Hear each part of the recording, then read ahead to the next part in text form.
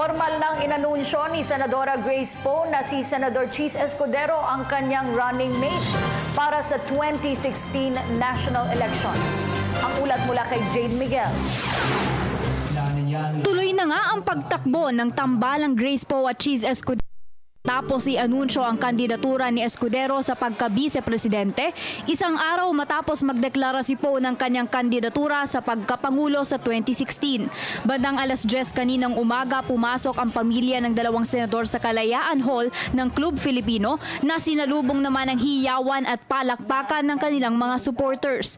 Nangibabaw ang kulay na asul at pula na siyang magiging campaign colors ni Poe at Escudero. Pagkatapos ipalabas ang isang AVP na nagpakita ng mga napagtagumpayan ni Escudero bilang isang politiko, ipinakilala na ni Poe si Escudero bilang kanyang katandem sa susunod na halalan. Totoo, kaibigan ko si Senator Cheese. Pero pagdating sa bayan, ang ating dapat gawin na batayan na makakasama ay isang taong mapapagkatiwalaan natin, isang taong may kakayanan, at isang taong may nagawa na para sa kanyang mga kababayan. Isang talumpati naman ang ibinahagi ni Escudero na sumentro sa platapormang GP o gobyerno.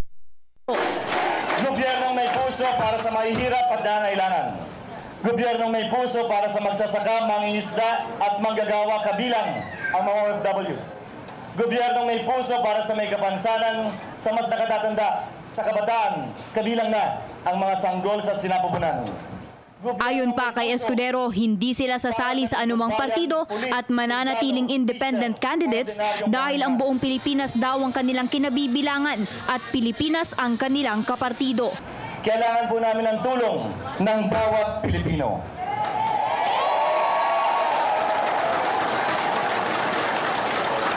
Ito po ang dahilan kung bakit sa aming pag-alay sa aming mga sarili sa mas mataas na paninilbihan bilang Pangulo man o ikalawang Pangulo, mananatili po kaming independent at walang partido. Pilipinas po ang partido namin ni Senator Poe at ang mga Pilipino ang aming tinuturing mga kapartido. Pagkatapos nito, sinambit ni Escudero ang halos kaparehong linya ni Poe. Ako po si Jesus, tunay na Pilipino, anak, asawa, ama, Bicolanong lingkod bayan, at buong pagpapakumbaba sa tulong po ng mahal na Diyos at Nina na iniaalay ko ang aking sarili sa mas mataas na paninilbihan bilang inyong ikalawang Pangulo. Para sa Telebisyon ng Bayan, Jade Miguel.